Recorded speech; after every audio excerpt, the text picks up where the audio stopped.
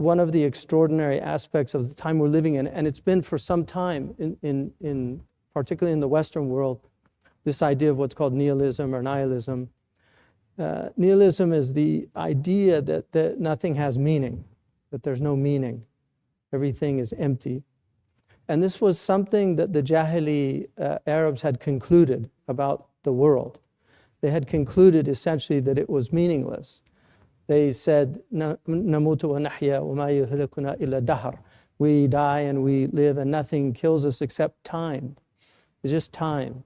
And for them, time was just this experience that we're having that really had no meaning. And their meaning was in enjoyment of life. If you read the Jahili poets, they're very interesting, and they had many interesting things to say, and they still tell us interesting things for people that study the Jahili poets. They're quoted often in our tradition, and certainly for language. But this idea of nihilism, of adamiyya, this is how the Arabs did ta'rib of it. Adamiyya, adam is nothing. Nihil in Latin, nihil is nothing. So nihilism is this idea that ultimately the ground of being is empty, that there's nothing there. And so this surah is really a refutation of that idea. Nietzsche actually goes into 3 types of nihilism that he identifies. And the great Japanese Keiji Nishitani wrote a book called Overcoming Nihilism, very interesting. And he quotes a lot from Nietzsche. But in that book, the Japanese philosopher argues, and he wrote the book right after World War II, when Japan was completely devastated. Their cities have been destroyed with firebombing, and people were empty and lost. Their emperor came out in Western clothes for the first time as almost a message to them that we've been defeated, and now we have to imitate those who defeated us in order to understand their power. And this is where Japan became the great imitators of the West, and actually in some ways superseded them in production. When I was young, made in Japan was not a compliment, whereas now Japan makes often superior technology to other places. And so this idea of nihilism is very important historically. But one of the things that Nishitani says is that he said that nihilism is a perennial problem. It doesn't go away. It comes, especially at times when people are in hayra, when they're confused, when they're perplexed. And often what happens in those times is they use distractions. So one of the things that Dorothy Sayers argues in her amazing introduction to the Divine Comedy, she has a section on the deadly sins, and she talks about lust, and she says that lust is something that really emerges in a culture that has lost meaning. It becomes a source of their meaning. And so they begin to explore sexuality as a ersatz spirituality because of what Nietzsche would refer to as the Dionysian quality of it, the wildness of it, of getting out of oneself, which all religion is at the root there to take us out of ourselves so that we're not self-absorbed. And so I just want to just go a little bit over what we did before for the people that weren't there with us last week, and then we'll go into the next section. But Bismillah ar-Rahman ar-Rahim, it begins with Qaf, and then it's an oath with Quran al-Majid. So the wow there is al-Qasam, and then it's majroor bil-Qasam, wa Quran al-Majid. Allah swears an oath by the Quran al-Majid. And Majid is a word which means sharif or dhu sharafin wa karam. So the Majid is something the Arabs desire to be considered Majid, to be, in fact, it's an Arabic name, to be considered somebody who was Majid. One of the things that our scholars say about Wal Quran al-Majid is man tabbaqahu majuda, that if you actually apply the Quran, you will become majid. Like it will transform you into a sharif and a kareem person, noble and generous. And that's why the Prophet ﷺ, he was amjad al-bashar. He was the most glorious of human beings because he was the one who followed the Quran most closely. Kana khuluquhu al-Quran. So Allah swears this oath, and they differ on what the muqsam alayh is, what follows it.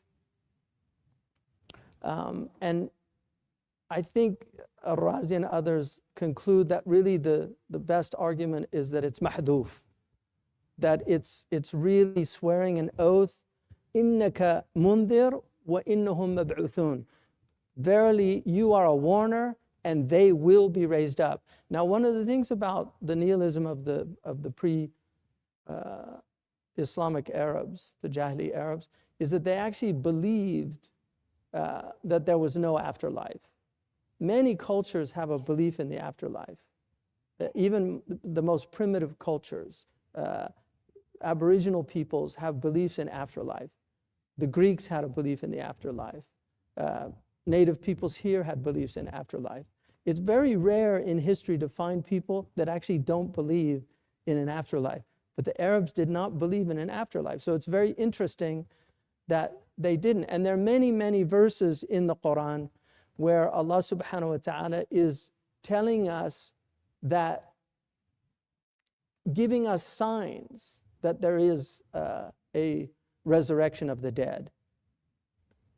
In Fussilat, Allah says, وَمِنْ آيَاتِهِ أَنَّكَ تَرَى الْأَرْضَ خَاشِعَةً. You see the earth khashi'a.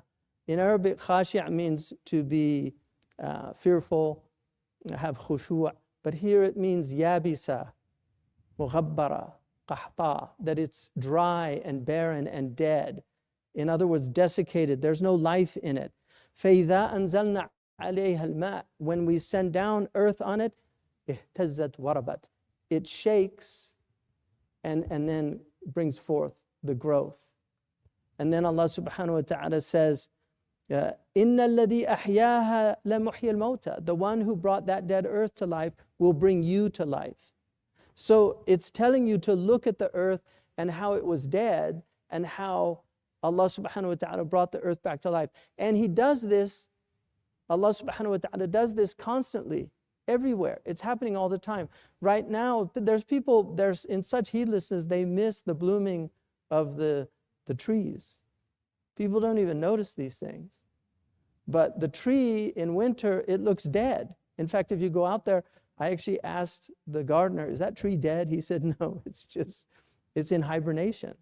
It looks dead, but then it comes back to life. And this is happening constantly. There are so many examples of this around us. So then, and then Allah subhanahu wa ta'ala, He says, وَالَّذِي نَزَّلَ مِنَ السَّمَاءِ مَاءً بِقَدْرٍ فَأَنْشَرْنَا بِهِ بَلْدَةً مَيْتًا كَذَلِكَ تُخْرَجُونَ. And again, we sent down from the heaven water biqadar. In other words, even the water yesterday, they measure it. It's approximation, but they can measure water. But Allah knows the exact amount that is coming down to us. If it's too much, it won't produce. If it's too little, it won't produce. So when you look, Allah's giving us the qadar, the portion that we need in order for the earth to bring forth its fruits and gifts. An amazing aspect of life on earth. They said, وَقَالُوا, that in hiya illa hayatuna dunya. This is just the life of the world. وَمَا نَحْنُ بِمَبْعُوثِينَ. And we're not going to be resurrected. So this was the belief of the Arabs, that they wouldn't be resurrected. So this chapter is almost entirely about the resurrection. Qaf. And the Prophet used it constantly as a reminder, as a wa'al. Hisham bint al-Haritha said that she memorized it from hearing it so often on the tongue of the Prophet ﷺ. They shared an oven And when they used to come to bake, they shared an oven. But she heard him many times, and she said she memorized it just from hearing it constantly. So then they say, عَجِبُوا أَنْ جَاءَهُم مُنذِرٌ مِّنْهُم. They're عَجِبُوا, the Arabs, if they say ajab, if they say أعجبني, it's positive, istihsanan, they like it. إذا عجبت, it's just strange, it's they wonder about it. عجبت, it's a strange thing. They don't know the cause of it. They consider it like what we would say in our culture, weird. It's just strange. But it can also mean wondrous. بل عجبوا أن جاءهم منذر منهم فقال الكافرون هذا شيء عجيب. So here Allah uses kafirun instead of mushrikun, even though they were mushrikun. And there are different types of kufr. Shirk is one type of kufr. There's another type where they actually believe in God, they believe in the last day, they believe in some of the prophets, but they reject some of the prophets. That's another type of kufr. That's not the kufr of atheism or ilhad, or the kufr of the mushrik who associates with Allah. But kufr is a very important term in the Quran. And if you're reading the book with us, Izutsu's book, the great Japanese, I'd have to call him an Occidentalist, because he was in Japan studying the Muslims as opposed to an Orientalist. But he, extraordinary linguist and extraordinary scholar. And he's written several books about Islam because he was fascinated. In fact, he's the only person in Iran, in their great academy of philosophy, he's the only I don't know if he was a non-Muslim, but he's considered a non-Muslim. I find it hard to believe somebody could have that depth of knowledge and see how extraordinary the Quran was and not be a believer. But in any case, he's the only person that they have a picture of him on their wall, of all the great philosopher scholars in the Iranian tradition. He's the only one, and he taught in Iran. But he had an incredible knowledge of languages. He knew over 30 languages, like Dr. Cleary, a very similar genius for language, among many other things. But he analyzed the word kufr in the Quran, and he sees all of these different, he gives you all of these different perspectives on what kufr is. So, and this is why in this translation of the Quran, which is, inshallah, we've been working on it this Ramadan with some of us to try to republish it because it's been out of print for a long time. But this translation of the Quran, one of the things that Dr. Cleary did in the translation is he doesn't always translate kafir with the same word. And in that way, he's showing that the multifaceted nature of kufr in the Quran, that it can't be fixed with one translation. There's not one word that can really get to disbeliever is one aspect of it. But the word is, and it might, I don't know, sometimes you have these linguistic coincidences, but cover in English is related in meaning. So cover, to cover over, is exactly what it means. And that's why أَعْجَبَ الْكُفَّارَ نَبَاتُهُ. The kuffar in the Quran are the farmers in one verse. That when they saw the nabat, they were, it pleased them to see the nabat. So the kafir is a farmer because yakfuru, he covers the seed with soil. So the kafir is the one who covers over the truth. He hides the truth. He conceals the truth. Or he covers over his blessings. So one of the meanings of it is ingrate. That there's an ingratitude in these people, the kuffar. They're ungrateful. And Allah warns us in many, many places in the Quran about this idea of forgetting the blessings of Allah, to remember the blessings of Allah. Part of dhikr is remembering the blessings of Allah. In ta'uddu ni'matallahi la tuhsaha. If you attempt to enumerate the blessings of Allah, you will never enumerate them. And one of the dangers of dunya is when you reflect too much on the world, on the negative qualities of the world, you can fall into a depression, you can fall into a state of ingratitude when you don't focus on the positive. And that's why Iblis wants you to focus on the negative. Iblis wants to fill your life with all these troubles, make you feel despair. That's the whole game of Iblis. he wants you, he swore an oath to Allah that he would lead the majority of humanity astray. And he said that you will find that most of them are not grateful.